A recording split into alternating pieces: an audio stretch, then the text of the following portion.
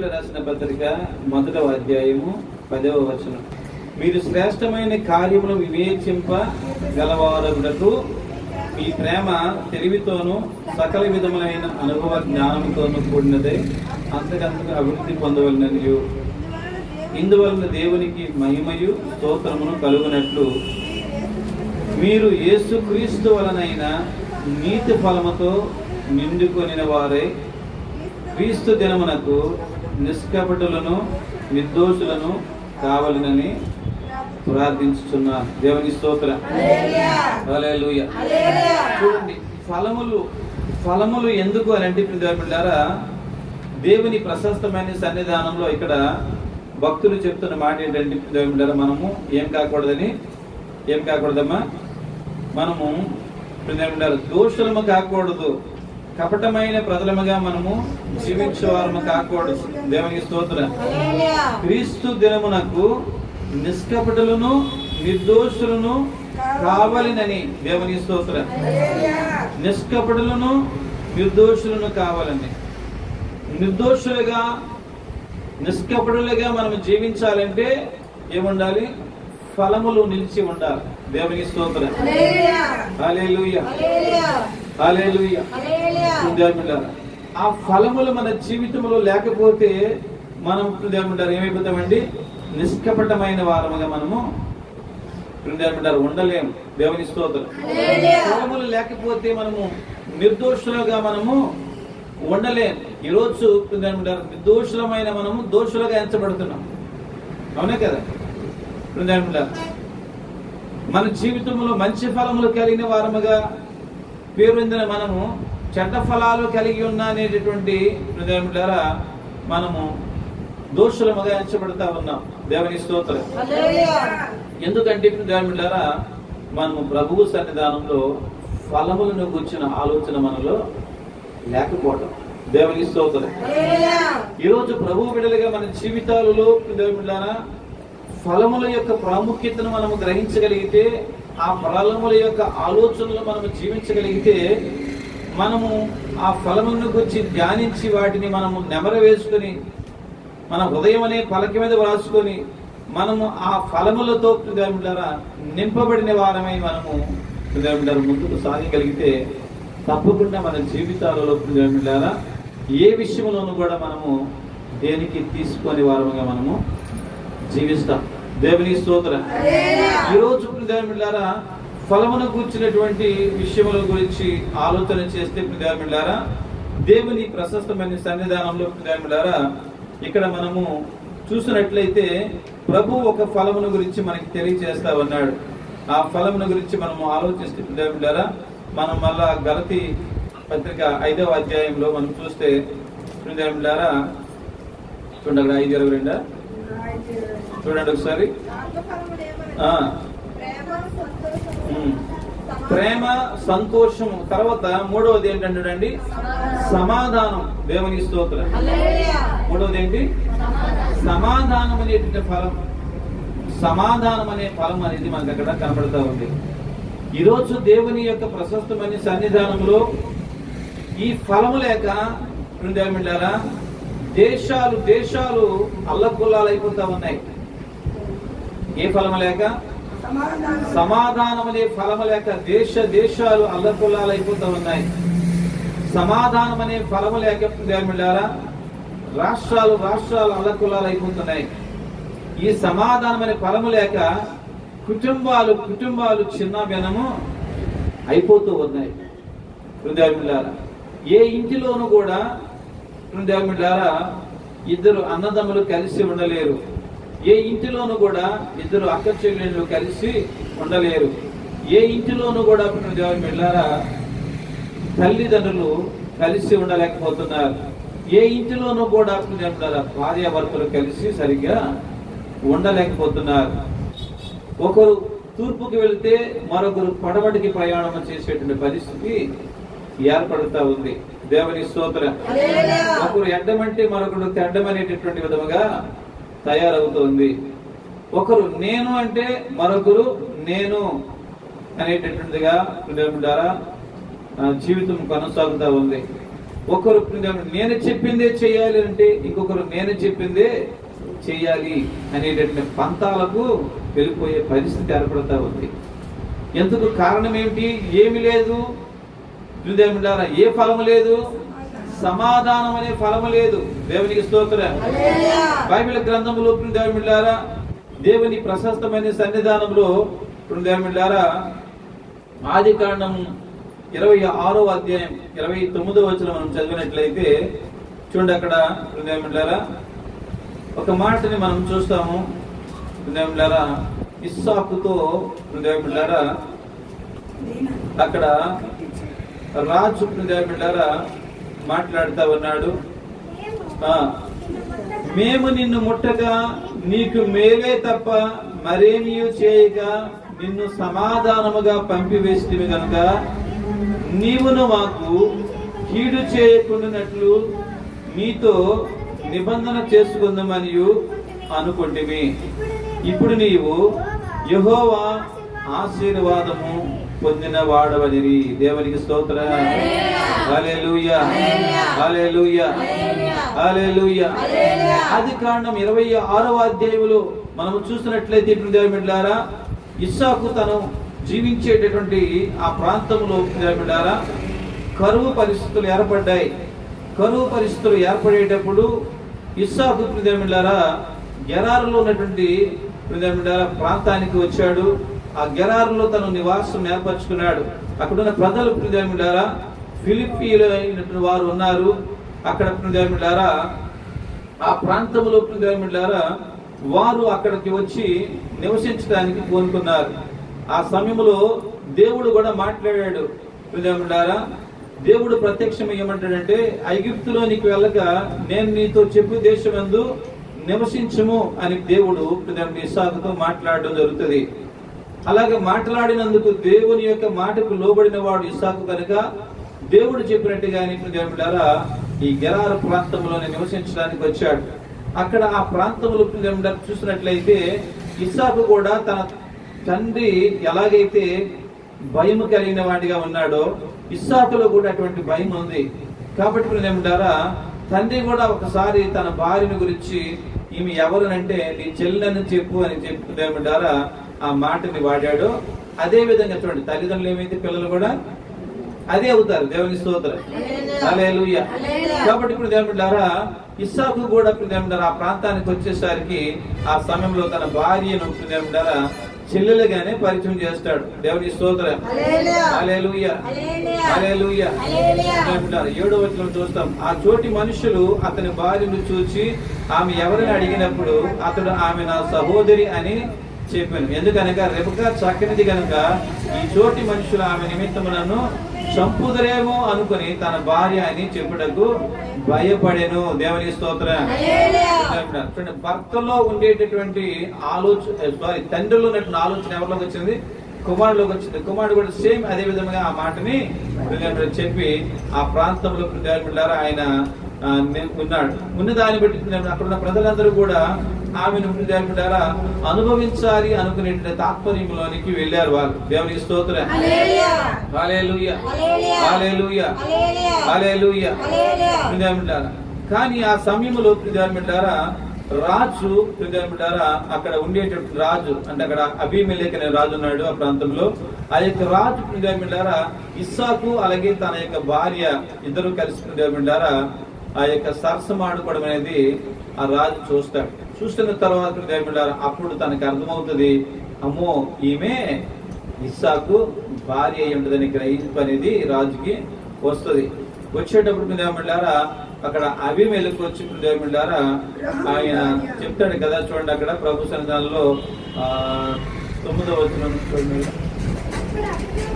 అప్పుడు అబీమెలెకు ఇస్సాకును పిలిపించి, ఇదిగో ఈమె నీ భార్యయే, ఆమె నా సహోదరి అని ఎలా చెప్పింది అని అడుగుగా ఇస్సాకు ఆమెను బట్టి నేను చనిపోదునేమో అనుకుంటుని అని అతనితో చెప్పాడు. అందుకు అబీమెలెకు, నీవు మాకు చేసిన ఈ పని ఏమి? ఈ జనులలో ఎవడైనా ఆమెతో నిర్భయముగా శయనించవచ్చునే? అప్పుడు నీవు మా మీదికి పతాకము తెచ్చినట్టు తెచ్చిపెట్టు వాడవదు కదా అని చెప్పేసి అంటూ ఉన్నాడు. అబీమెలెకు మనిషిని జోలికైనను ఇతని భార్య జోలికైనను వెళ్ళువాడు నిశ్చయంగా మరణ శిక్ష పొందునని తన ప్రజలకు అందరికి ఆజ్ఞాపించాడు. దేవునికి స్తోత్రం.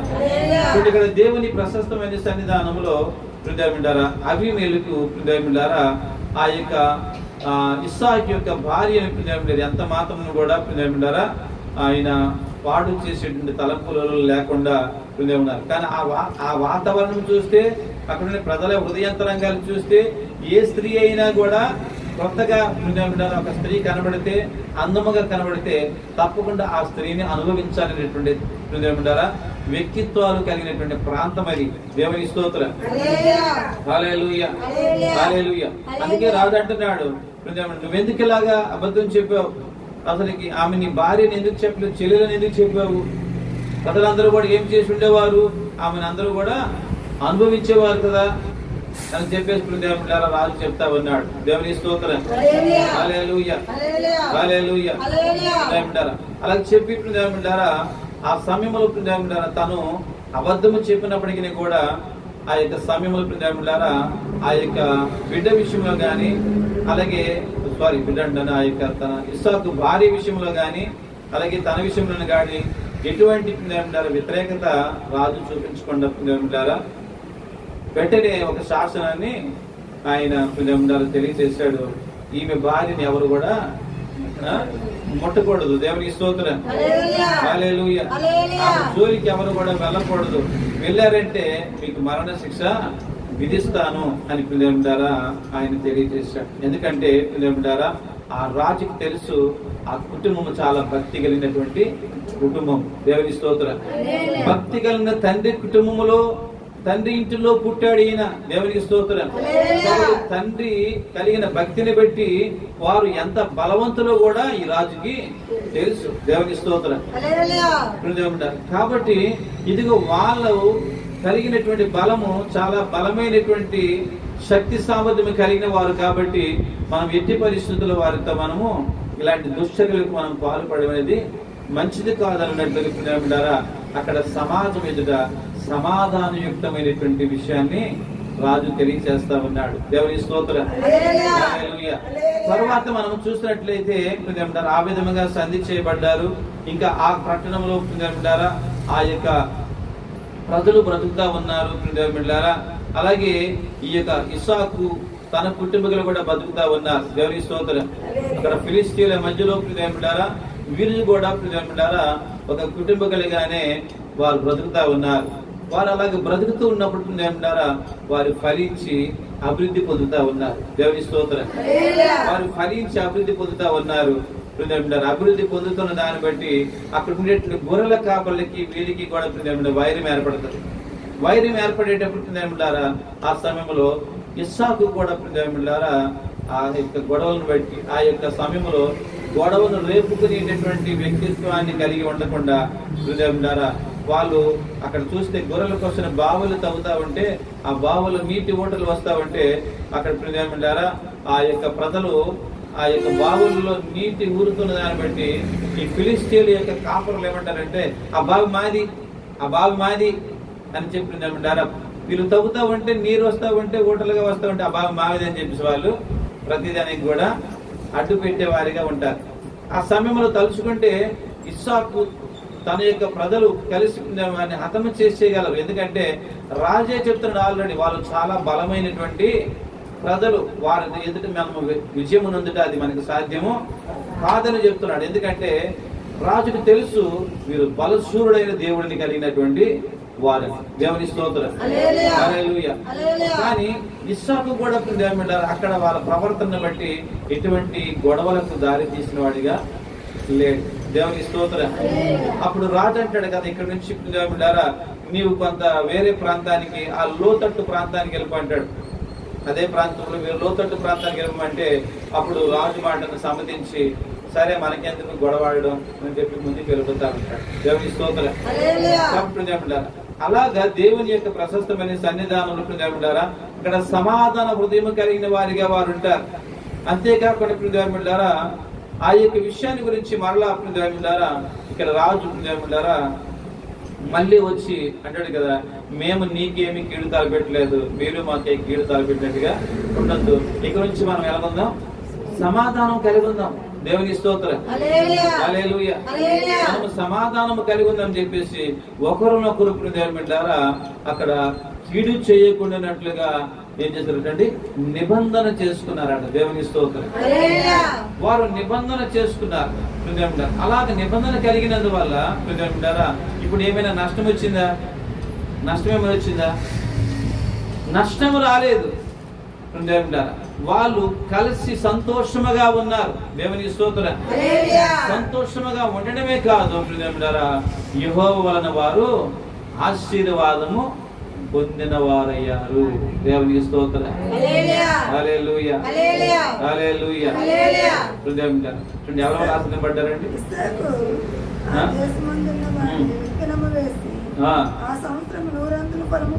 నూరంతుల ఫలము పొంది ఉన్నాడు. దేవునికి స్తోత్రం. అదే వాళ్ళతో గొడవ పడితే, వాళ్ళతో అసమాధానముగా ఉంటే, మేము బలవంతులము కదని చెప్పి వారి మధ్యలో విరవిగితే అక్కడ సమాధానము లేకుండా ఉండుంటే ఆ ఆశ్చర్యం వచ్చేది కాదు. ఎందుకంటే దేవుడు చెప్పాడు, ఆ పట్టణంలో నువ్వు వెళ్ళి ఉండాలా. దేవునికి స్తోత్రం. దేవుడు ఉండమన్న స్థలములోని అక్కడ అంటు కట్టబడి ఉంటేనే, ఆ నిబంధనకు గైకొంటేనే దేవుని దీవెనలు వస్తాయి. దేవుడు చెప్పిన మాట ప్రకారముగా ఆ ప్రాంతంలోని ఉండకపోతే దేవుడు ఆశీర్వదించడం అనేది చెయ్యడు. ఎందుకంటే ఆయన ఆజ్ఞని మీరడానికి ఏ నరుడికి అవకాశము లేదు. దేవునికి స్తోత్రం. హల్లెలూయా. ఎవరి మాట అయినా మనం తప్పుకోవచ్చేమో కానీ దేవుడి మాట మనము తప్పడానికి లేదండి. దేవునికి స్తోత్రం. కాబట్టి ఇప్పుడు దేవుడిలారా ఆ ప్రాంతంలోనికి వెళ్ళి అక్కడ వీరి తెగకు సంబంధించిన వారు కాకపోయినప్పటికీ ఆ ప్రాంతంలో ఉండి దేవుడిలారా అక్కడ దేవుడిలారా సమాధాన బంధం ఏర్పరచుకోవడం వల్ల దేవుని ఆశీర్వాదాలు మెండుగా ఆశీర్వాదాలు వచ్చేసి ఇస్సాకు కుటుంబానికి, అక్కడ ఉన్న తన ప్రజలకు. దేవుని స్తోత్రం. ఈరోజు దేవుని ప్రజలుగా మన జీవితాల్లో దేవుడిలారా మనం అందుకే సమాధానం కలిగిన వారము కావాలా. దేవుని స్తోత్రం. హల్లెలూయా. హల్లెలూయా. ప్రభువు సన్నిధిలో మనము సమాధానము కలిగి ఉండకపోతే మన జీవితంలో దేవుని ఆశీర్వాదాలు మనం కోల్పోతాం. దేవుని స్తోత్రం. ఆదికాండం 34వ అధ్యాయం 34వ అధ్యాయం ఆదికాండం 34వ అధ్యాయం 21వ వచనం చూస్తే చూడండి, ఈ మనుషులు మనతో సమాధానముగా నున్నారు గనుక వారిని ఈ దేశమందు ఉండనిచ్చి ఇందులో వ్యాపారము చేయనీయుడి. ఈ భూమి వారికి చాలినంత విశాలమై ఉన్నది కదా, మనము వారి పిల్లలను పెండ్లి చేసుకొని మన పిల్లలను వారికి ఇత్తుము. దేవునికి స్తోత్రం. హల్లెలూయా. హల్లెలూయా. హమోరును అతని కుమారుడైన షెకెమును దేవునిలారా తన ఊరి గెవని యొద్దకు వచ్చి తమ ఊరి జనులతో ఇలాగ మాట్లాడుకుంటూ ఉన్నారట. దేవునికి స్తోత్రం. హల్లెలూయా. హల్లెలూయా. ఎవరితో ఈ యొక్క సమాధానము కలిగి ఉండాలనేటటువంటిది, ఎవరితో ఈ సంబంధాలు చేసుకునేటటువంటి ఆలోచన కలిగి ఉండే యాకోబు కుటుంబకులతో. దేవునికి స్తోత్రం. హల్లెలూయా. హల్లెలూయా. హల్లెలూయా. వారు ఆ ప్రకారమైన మాటలు తెలియజేసుకుంటూ ఉన్నారు. దేవునికి స్తోత్రం. హల్లెలూయా. దేవుని ప్రశస్తమైన సన్నిధానంలో యాకోబుకు లేయాకు కలిగినటువంటి ఒక కుమార్తె దీనా. దేవునికి స్తోత్రం. హల్లెలూయా. ఆ దీనాను కూర్చుకుని దేవులారా ఇక్కడ మనం చూస్తే ఆ దేశంలో దేవులారా ఆ యొక్క హమోరు కుమారుడు షెకెము ఆమెను చూసి ఆమెను పట్టుకొని ఆమెను ప్రేమించాడు, ఇష్టపడ్డాడు. ఆమెను ఆమెను తన వైపు మలుచుకున్నాడు. మలుచుకుని ఆమెను వంచాడు కూడా. దేవుని స్తోత్రం. హల్లెలూయా. వాళ్ళు చూస్తే వాళ్ళు సున్నతి లేని వారు, వీరు చూస్తే సున్నతి కలిగిన వారు. దేవుని స్తోత్రం. వీరికి వారికి సంబంధము లేనివారు. కానీ ఆ ప్రాంతంలో ఎవరి చెప్పిన ప్రకారము వారు అక్కడికి వెళ్ళారంటే దేవుడి నిబంధన ప్రకారంగా ఆ ప్రాంతంలోనికి యాకోబు సంతతి వారు వెళ్ళారు. దేవుని స్తోత్రం. హల్లెలూయా.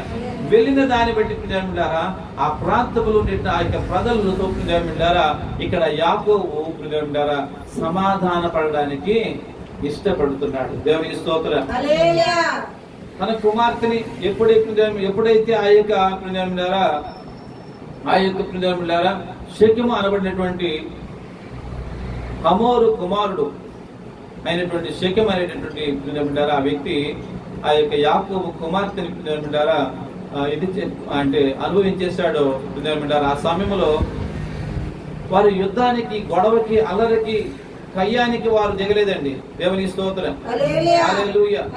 వెంటనే సరే అని చెప్పి వారు మాట్లాడుకొని ఒక కొలిక్కి వచ్చారు. ఏంటంటే ఇదిగో మేము సున్నతి కలిగిన వారము, మీరు సున్నతి లేని వారు, కాబట్టి మీరు కంపల్సరిగా ఈ యొక్క ప్రేమను మీరు కలిగి ఉండాలంటే, కంపల్సరిగా కలిగి ఉండాలంటే మీరు తప్పనిసరిగా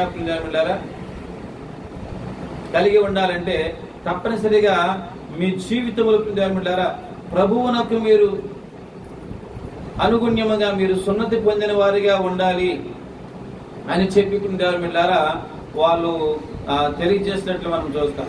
కానీ అప్పుడు ఆ సమయంలో ఈ యొక్క వ్యక్తులు ఏమంటారంటే, అబ్బాబా మాకెందుకు, మిమ్మల్ని ఇంకా మా ప్రకారం మీరుంటారు అలా అంటారు. ఎందుకంటే ఒకటి జరిగింది, ఏదైనప్పటికి కూడా మనము దీన్ని బట్టి మనం గొడవలు ఆడుకునే వారంగా ఉండకూడదు. కాబట్టి మనం ఏమవుదాం, సమాధానం కలిగి జీవిద్దాం, ఒకరినొకరు క్షమించుకుందాం. మీరు చెప్పినట్టు మేము సున్నతి పొందుకుంటాం, తప్పకుండా సున్నతి పొందుకొని మేము ఆ యొక్క వివాహాన్ని జరిగించుకుంటామని చెప్పేసి వాళ్ళు అంటారు. దేవుని స్తోత్రం. హల్లెలూయా. తప్పకుండా ఆ అమ్మాయిని మా అబ్బాయికి ఇచ్చి మేము పెళ్లి చేసుకుంటాము, మనం కలిసి సమాధానంగా ఉందాం, మనం గొడవలు పడవద్దని చెప్పేసి ఒకరికొకరు అక్కడ సంధి చేసుకున్నట్లుగా మనం అక్కడ చూస్తాం. ఎందుకంటే సమాధానం కలిగి ఉండడం వలన ఏ యొక్క ప్రాణ అపాయములు కలగవు. దేవుని స్తోత్రం. ఏ అదర్లకు, ఏ గొడవలకు తావు తీయదు. దేవుని స్తోత్రం. సమాధానము కలిగి ఉండడం వల్ల ఒకరిని బట్టి ఒకరికి క్షేమము నుండి అవకాశం ఉంటది. దేవుని స్తోత్రం. హల్లెలూయా. హల్లెలూయా. సమాధానము లేకపోతే ఆ కుటుంబములు చిన్నాభిన్నం అయిపోతాయి, ఆ ప్రజలు చిన్నాభిన్నం అయిపోతారు, ఆయా జాతుల వారిగా వేరుపడిన వారే క్రూరమైనటువంటి వ్యక్తిత్వాలకు వెళ్ళి ప్రాణాపాయంలోనికి వెళ్ళిపోయే పరిస్థితులు ఏర్పడతాయి. దేవుని స్తోత్రం. సమాధానమైనటువంటి బంధం చాలా ప్రాముఖ్యమైనటువంటి, అందుకే ఫలములలో ఒక ఫలము సమాధానము కలిగి ఉండడం అనేది చాలా ప్రాముఖ్యం. కానీ మీరు చూడండి, యాకోబు అయితే ఆలోచన కలిగిన వాడు కాబట్టి వారితో సమాధానపడి గౌరవప్రదముగా వారి మధ్యలో ఉంటూ వారిని ఒక ప్రత్యేకమైన రక్షణ మార్గంలో ఒక విధంగా చెప్పాలంటే వాళ్ళు ఒప్పుకున్నారు. సున్నతి పొందుకుంటాం మేము తప్పనిసరిగా అంటే చూడండి, వాళ్ళు ఏమి ఎవరిలోకి వచ్చినట్టు ఇప్పుడు దేవునిలోనికి వచ్చేటువంటి అవకాశం అక్కడ వచ్చింది సమాధాన పడడం వల్ల. దేవుని స్తోత్రం. కానీ తర్వాత తన కుమారులు ఉడుకునెత్తులు కలిగిన వారు కాబట్టి యాకోబు తన కుమారులు ఏం చేస్తారంటే, అంత సమాధాన పడినటువంటి వ్యక్తిత్వాలు ఏర్పడినప్పటికీ కూడా మళ్ళా ఆ యొక్క సమయంలో ఆ యొక్క కుమారులు మాత్రం అసమాధాన హృదయాన్ని ధరించుకునే వారిగా ఉంటారు. దేవుని స్తోత్రం. హల్లెలూయా. వారు అసమాధాన సంబంధమైన హృదయం కలిగిన చేత అక్కడ తండ్రి ఎంత బాధపడతాడు చూడండి. ఇక్కడ మనం చూస్తే ఇప్పుడు ఏమంటారు,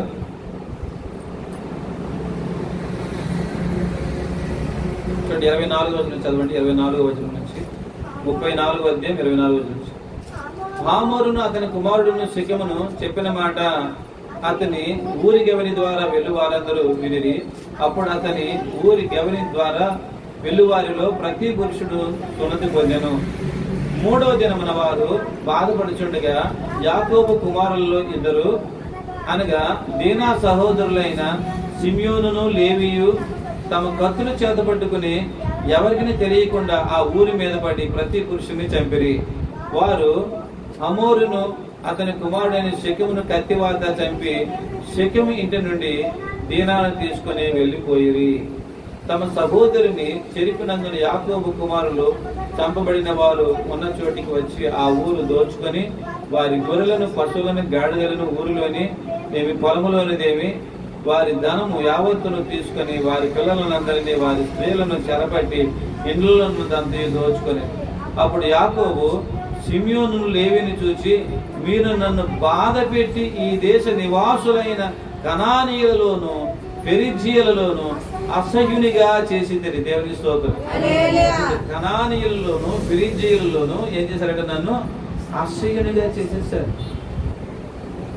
ముందు సమాధానం కలిగి ఉండేటప్పుడు ఎలాగున్నాను నేను? గౌరవంగా ఉన్నాను. సమాధానం కలిగి ఉండేటప్పుడు వారిని కూడా ఏం పొందుకున్నారు?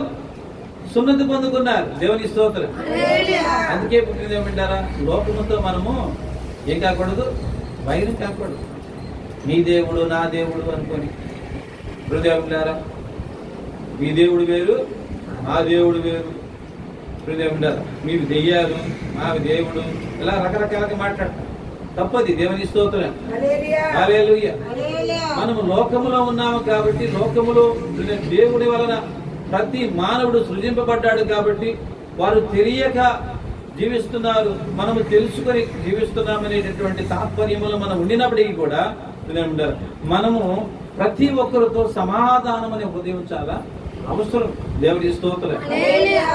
అక్కడ సమాధానము కలిగి ఉండినప్పుడు ఏమొచ్చింది? రక్షణ వచ్చింది. దేవుని స్తోత్రం. కానీ ప్రియమిడారా, రక్షింపబడిన కుటుంబములో ప్రియమిడారా ఆ ఇద్దరు మూర్ఖపు హృదయాన్ని కలిగినందువల్ల, అసమాధాన హృదయం కలిగినందువల్ల ఏమొచ్చింది? ఇప్పుడు ఏమొచ్చిందమ్మా? ఏమొచ్చింది? అక్కడ ప్రియమిడారా మరణము సంభవించింది. చెల్లెలు కూడా తన భర్తను కోల్పోయిన పరిస్థితి వచ్చేసింది కదా. చెల్లెలు చూడండి, చెల్లెల మీద ఉండేటటువంటి ప్రేమ కొద్దీ వారి అంధత్వం చేత అసమాధాన స్వభావంలో వారు ఉన్నందువల్ల చెల్లెలైతే దక్కింది, కానీ ఇప్పుడు విధవరాలుగా చెల్లెలు దక్కింది. చూసారండి, మొత్తం అలా యొక్క కుమారుని అంటే బావని బామర్దిని అందరిని చంపేస్తారు. దేవుని స్తోత్రం. హల్లెలూయా. ఆ ప్రజలను చంపేశారు. యాక్చువల్ అక్కడ ఏమి రావాలనేది యాకోబు యొక్క తాత్పర్యము, అక్కడ సమాధానంతో రక్షణ రావాలి. ఆ కుటుంబాలు మన కుటుంబాలుగా మలచబడాలి. ఆ ప్రజలు మన ప్రజలు కావాలా. దేవుని స్తోత్రం. హల్లెలూయా. కానీ ఇక్కడ దేవుని బిడ్డలారా మన ప్రజలుగా చేసుకోవచ్చిన ఆ స్థలములో ఇక్కడ మళ్ళా అసమాధాన స్థితి ఏర్పడేటప్పటికి ఇప్పుడు ఈయన యాకోబు అంటున్నాడు కదా, నాకేమైంది? ఏం తీసుకొచ్చి పెట్టారు మీరు? ఏం తెచ్చిపోయారంటారు ఆయన? అమ్మా బాధ పెట్టి. దేవుని స్తోత్రం. మీరు నన్ను బాధ పెట్టి అంటున్నాడు ఆయన. దేవుని స్తోత్రం. హల్లెలూయా. హల్లెలూయా. నేనును నా ఇంటి వారును నాశనం అయిపోతాము అని చెప్తా ఉన్నారు అక్కడ. చూడండి, దేవుని స్తోత్రం. హల్లెలూయా.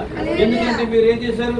నన్ను బాధ పెట్టారు, అంతేకాని నన్ను అసహ్యునిగా మీరు సమాజంలో చిత్రీకరించేశారు. ఇప్పుడు మిమ్మల్ని బట్టి నేనేమైపోయాను? అసహ్యుడు అయిపోయాను. దేవుని స్తోత్రం. ఏదైనా మాట్లాడుకుంటే మనం ఇంట్లో మాట్లాడుకోవాలి. మనము సమాజంలో ఉన్నాము కాబట్టి సమాజంతో మనము భయానికి మనము దువ్వేవారము రాకూడదు అని ఇక్కడ యాకోబు బాధపడతా ఉన్నాడు. దేవుని స్తోత్రం. ఈరోజు దేవుని ప్రజలుగా మన జీవితాల్లో మన యొక్క నడవడికలలో మనం ఒక విలువైన దైనందితమైన ఆలోచన ఉండాలి. దేవునికి స్తోత్రం. కానీ మన పిల్లలే ఉన్నారండి, అన్యజనులను వివాహం ఆడాలనే తలంపు కలిగి ఉన్నారనుకోండి, వాళ్ళని రక్షించడానికి మనం ప్రయత్నం చేయాలి. దేవుని స్తోత్రం. గొడవలాడుకోవాల్సిన పని లేదండి. దేవుని స్తోత్రం. ఏం చేయాలి? మనము ఆ అబ్బాయి అయినా అమ్మాయి అయినా వారి ద్వారా వారిని అందులోకి తీసుకురావడానికి ప్రయత్నం చేయాలి. మనము దేవుళ్ళలోకి తీసుకురావడానికి ప్రయత్నం. ఇలా అదే చేశారు చూడండి. అలాగని చెప్పేసి ఎవరైనా ఎవరికెవరైనా పర్వాలేదు చెప్పి ఏమంటారా వెళ్ళిపోయి ఏదో ఎంజాయ్ చేసేద్దాం అన్నట్టుగా లేరు. మళ్ళీ చూడండి వాళ్ళు ఏం చేశారు? యాకోబు కుటుంబీకులు అందరూ కూడా ఏం మాట్లాడుకున్నారు? మీరు మా ఇంట్లోనికి వచ్చి సున్నతి మీరు పొందాలి. దానిని చూడండి, ఒక ప్రేమను, ఆ ప్రేమ అనేటటువంటి శారీరకమైనటువంటి కంటి చూపులు బట్టి ఏర్పడి ఆ యొక్క ప్రేమను బట్టి ఏమైంది? కామతప్తులు అయిపోయారు. వాళ్ళు పాపం పని చేశారు. దేవుని స్తోత్రం. కానీ ఆ సందర్భాన్ని బట్టి పిల్లరా అక్కడ వైరాన్ని కలిగడానికి ప్రయత్నం చేయలేదు. అక్కడ ఏం చేస్తాడండి? సమాధానం పడడానికి ప్రయత్నం చేశాడు. ఆ సమాధానంలో ఇప్పుడు ఏం కావాలి? నా ప్రజలుగా వారు మారాలి. దేవుని స్తోత్రం. ఒక కాన్సెప్ట్ ఏంటంటే రక్షణ జరగాలి మన ద్వారా. ఏం జరగాలి? మన ద్వారా ఏం జరగాలి? అక్కడ రక్షణ. నిజంగా కావాలనుకుంటే, నిజంగా ప్రేమిస్తే మన మాటలు వింటారంతే. దేవుని స్తోత్రం. హల్లెలూయా, హల్లెలూయా. దేవుని బిడ్డలారా, నిజంగా వాళ్ళు కంపల్సరీగా మనం ఏది చెప్తే అది చేస్తారంతే. చేయకపోతే ఏమని ఒప్పందం? మేము చెప్పింది చేయకపోతే, మేము చెప్పినట్టుగా మీరు ఉండకపోతే, మేము చెప్పిన ఆరాధనలో మీరు ఉండకపోతే, మేము చెప్పిన ఆరాధనకి మీరు ఏకీవించకపోతే మా అమ్మాయిని మేము పట్టుకెళ్ళిపోతాం. అక్కడ ఒప్పందం అదే. దేవుని స్తోత్రం. హల్లెలూయా. అంత గౌరవప్రదముగా వాళ్ళని ఒప్పించే ప్రక్రియ చేసి ఆ బాంధవ్యాన్ని కూడా చేస్తే మళ్ళీ వీళ్ళేం చేశారండి? ఉన్న రక్షణని వాడు చేసి తల ఎత్తుకోకుండా చేశారు. తల ఎత్తుకోకుండా చేశారు. దేన్ని బట్టి? సమాధానంకు బదులుగా అసమాధాన పరిస్థితి, కక్ష, ద్వేషము, పగ. అది ఎందుకు ఏర్పడింది? అది ఎందుకు వచ్చింది? జరిగిన ఆ సంఘటన పట్టుకొని ఏర్పడ్డం వల్ల. దేవుని స్తోత్రం. చూడండి, జరిగిన సంఘటన ఒకటే అలాగ పట్టుకొని ఏలబడ్డం వల్ల వాళ్ళు ఒక క్రూరమైన తలంపులు వచ్చేసాయి. దేవుని స్తోత్రం. చెడ్డ తలంపులు వచ్చేసాయి. దేవుని స్తోత్రం. ఎలాగైనా వాళ్ళు ఏంటంటే అవి అలాగా వినడం వల్ల, తలుచుకోవడం వల్ల, ఆలోచించడం వల్ల పిల్లరా ఒకే దృష్టిలో వాళ్ళు చూడడం వల్ల దాన్ని పిల్లరా వాళ్ళు ఏమొచ్చింది? చంపియాలి, అది ఎలాగైనా చంపియాలి, అది ఎలాగైనా చంపియాలి, అది ఎలాగైనా చంపియాలి. దేవుని స్తోత్రం. ఎందుకంటే పెళ్లి అయిన తరువాత జరగాల్సిన కార్యం పెళ్లి కాకముందు జరిగింది కాబట్టి ఆడిని ఉంచకూడదు. చంపియాలి. మొదట జరిగిన దాన్ని ఒకే కోణంలో ఆలోచిస్తే వచ్చిన ప్రమాదం అన్నమాట. దేవుని స్తోత్రం. హల్లెలూయా. జరిగిన జీవన విధానాలలో దేవులారా మనలో ఒక కొత్త తరమైనటువంటి ఆలోచనలు రావాలి. ఆ ఆలోచనలో సమాధానం అనే బంధము ఇమిడి ఉండాలి. దేవుని స్తోత్రం. ఆ సమాధానం అనేది ఎప్పుడైతే మనము అమర్చుకోగలుగుతామో దేవులారా ఫలములలో ఒక విలువైన ఫలము, ఆ ఫలము ద్వారా అనేకులను మనము రక్షించుకొనగలుగుతాం. దేవుని స్తోత్రం. హల్లెలూయా, హల్లెలూయా, హల్లెలూయా. మన పనేంటి? జనులను రక్షించడం. దేవుని స్తోత్రం. చూడండి, మనము ఏ పరిస్థితుల గుండా మన ప్రయాణం వెళ్ళినా ఆ పరిస్థితులలో మనం ఏం కావాలి? ఆ పరిస్థితుల్లో మనము ఏం కావాలి? ఇతరులకు రక్షణకరముగా మారాలి. దేవుని స్తోత్రం. రక్షించడం కొరకైన వారముగా మనం ఉండాలి తప్ప కయ్యము దువ్వుకునే వారముగా మనము ఉండకూడదు. దేవుని స్తోత్రం. హల్లెలూయా. ఏది జరిగినా మనం ఆలోచన కలిగి మనం ముందుకు అడుగులు వేయగలగా. దేవుని స్తోత్రం. పొరపాటును కూడా అది పొరపాటు కాదనున్నట్లుగా దానిని మనము రూపురేఖలు తీర్చిదిద్దగలగాల. అదే జీవితం. దేవుని స్తోత్రం. చూస్తారా ఏంటంటే జీవితం? తెలియక ఒక పొరపాటు జరిగింది, ఆ పొరపాటు కాదనున్నట్లుగా మనము తీర్చిదిద్దగలగాల. అదే జీవితం. దేవుని స్తోత్రం.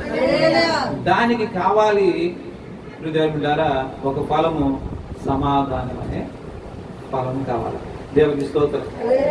అది లేకపోతే మన బుర్ర రకరకాల చెత్త ఆలోచనలు వచ్చేసి ఇంట్లోనే ఏమైపోతుంది చెప్పండి? ఇంట్లో ఏమైపోతుంది? జుట్లు పీక్కుంటారు. ఇంకంతే.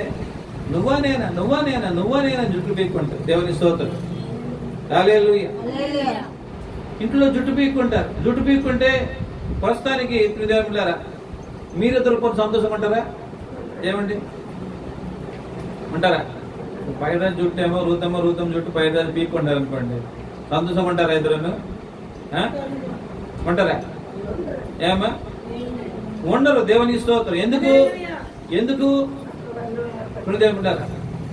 సమాధానం అనేటువంటి ఫలము వారిలో లేకపోయినందువల్ల వారికి ప్రశాంతత ఉండదు, నెమ్మది ఉండదు. పుట్టే ఆలోచనలు కూడా చూడండి, యాకోబు కుమారులకు పుట్టిన ఆలోచనల వంటి చెడు ఆలోచనలు వచ్చేస్తాయి. మళ్ళా ఆ చెడు ఆలోచనలు మనల్ని మంచిగా చిత్రీకరింపవలసినటువంటి ఆ యొక్క స్థలంలో మనము మంచి చేయాలనుకున్నా కూడా అవి చెడ్డవిగానే ముద్రింపబడతాయి. దానిని బట్టి ఆ ఇంటిలో మనశ్శాంతి. అర్థమవుతుందా మీకు? అర్థమవుతా లేదా? మనశ్శాంతి ఉండదు. చూడండి, వాళ్ళ వల్ల ఇప్పుడు యాకోబు అంటే నాకు మనశ్శాంతి లేకుండా చేస్తారు మీరు. ఇప్పుడు మనం చావాలి, చచ్చే పరిస్థితి తీసుకొచ్చారు మీరు. దేవుని స్తోత్రం, హల్లెలూయా. అదే కానీ సమాధానం అనేది ఉంటే అక్కడ ప్రజలందరూ దేవుని వారు అయిపోదురేమో. దేవుని స్తోత్రం, హల్లెలూయా. కాన్సెప్ట్ ఏంటి? అందరూ దేవుని వారు అవ్వాలని అవ్వకూడదని. ప్రతి ఒక్కరు కూడా దేవుడి వారు అవ్వాలి. దేవుని స్తోత్రం, హల్లెలూయా, హల్లెలూయా. ఇక్కడ జరిగింది ఏంటంటే అనుకోకుండా జరిగేటువంటి పరిస్థితి అక్కడ. దేవుని స్తోత్రం. వాళ్ళిద్దరూ యవనంలో ఉన్నారు.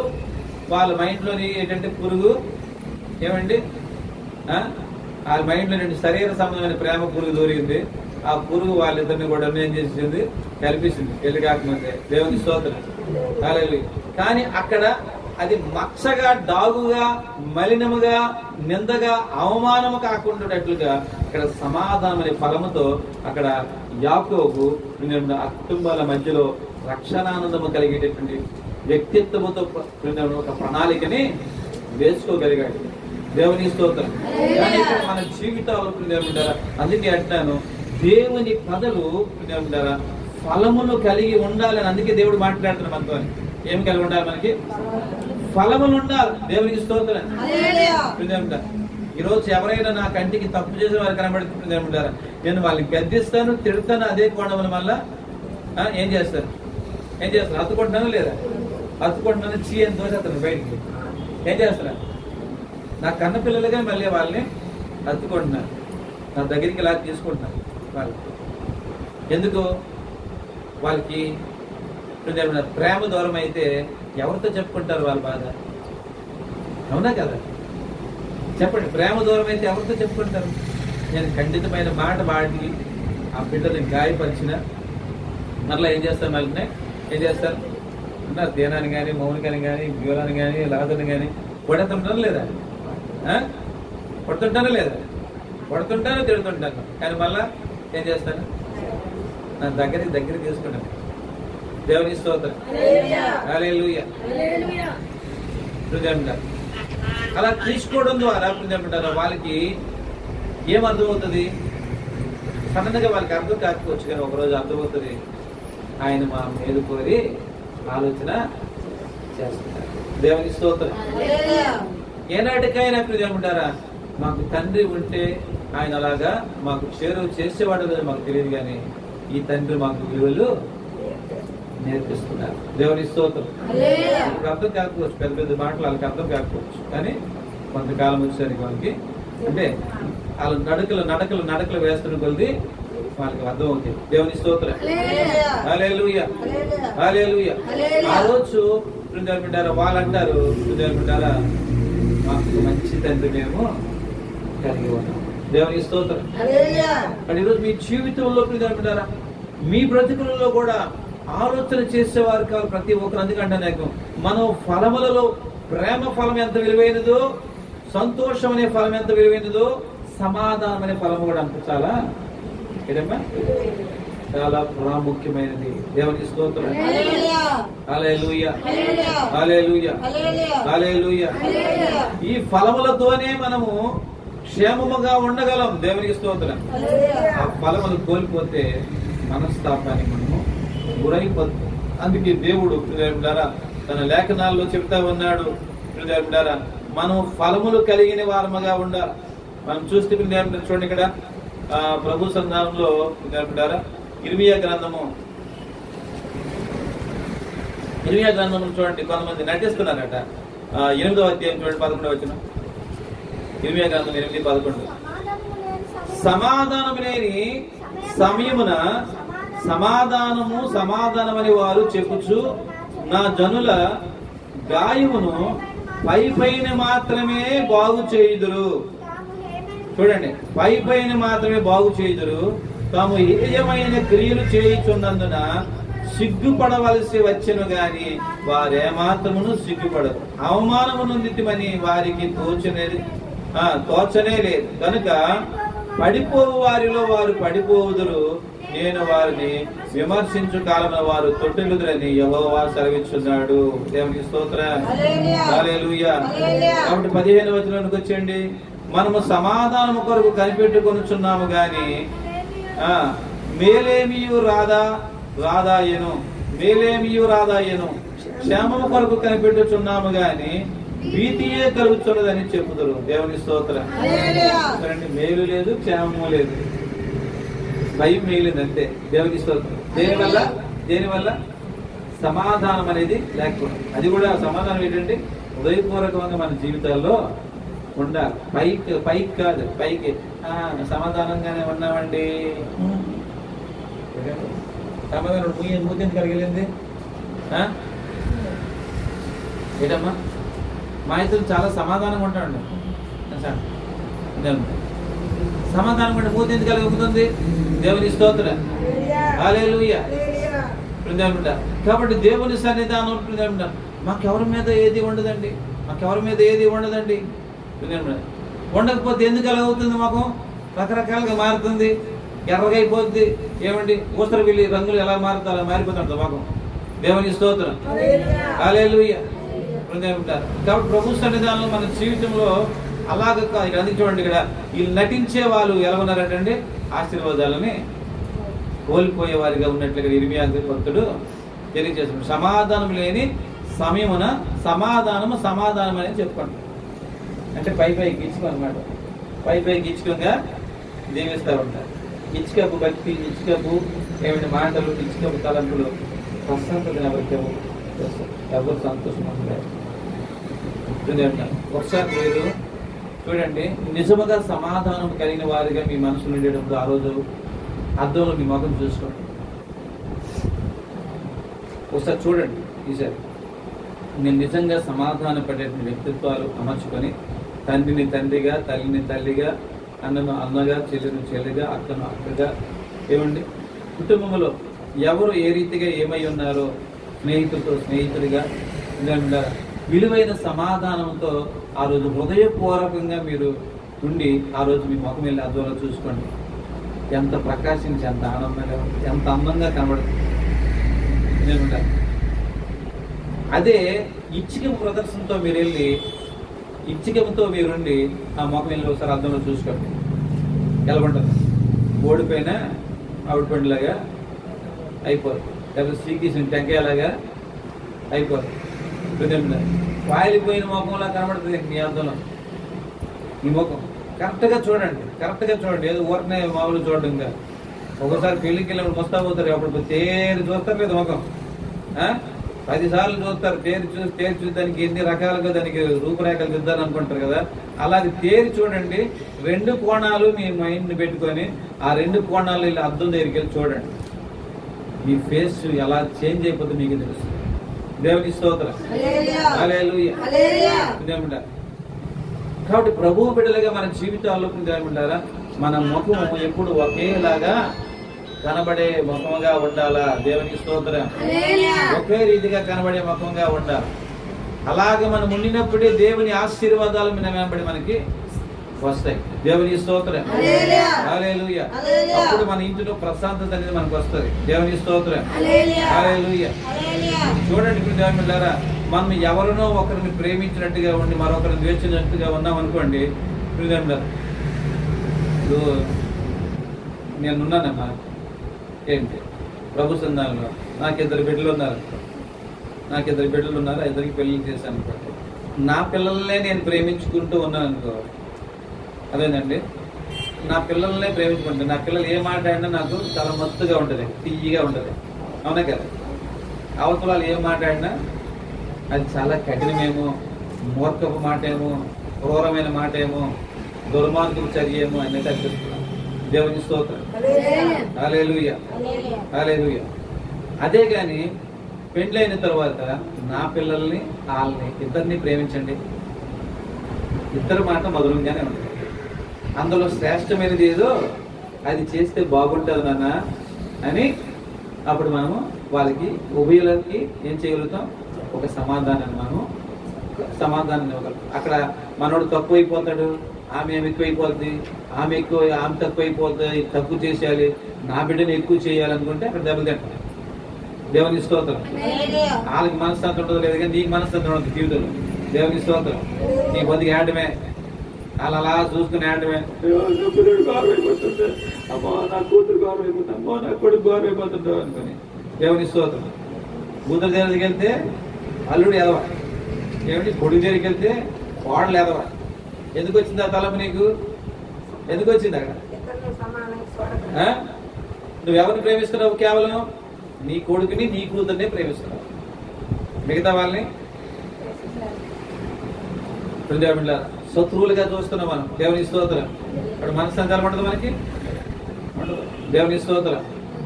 అందుకే అంటున్నాను, వాక్యపు వెలుగులోనికి వచ్చి చూడండి, వెలుగులోనికి వచ్చి చూడండి, అందరినీ ప్రేమించండి,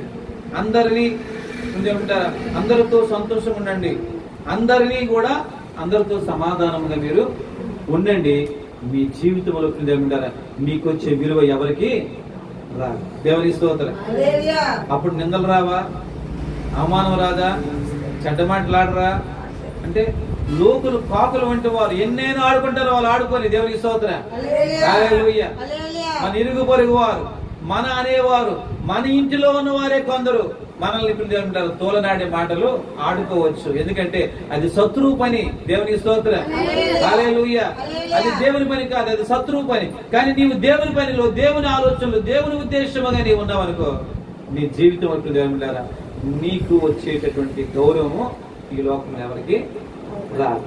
నీకు వచ్చే ఆశీర్వాదం ఈ లోకం ఎవరికి రాదు. నీకు కలిగే మేలు ఈ లోకం ఎవరికి కలగవు. దేవునికి స్తోత్రం.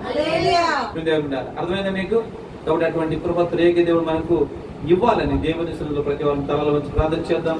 ప్రతి ఒక్కరు హృదయాలు తెరచండి దేవుడారా, ప్రభు సన్నిధానంలో దేవుడారా, ప్రతి ఒక్కరి అంతరంగాలు దేవుడికి అప్పగించాడు. అందుకే మీకు చెప్తున్నాను, దేవుడికి అప్పగించాడు. అందరూ దేవుడితో మాట్లాడండి, ప్రభువుతో మాట్లాడండి.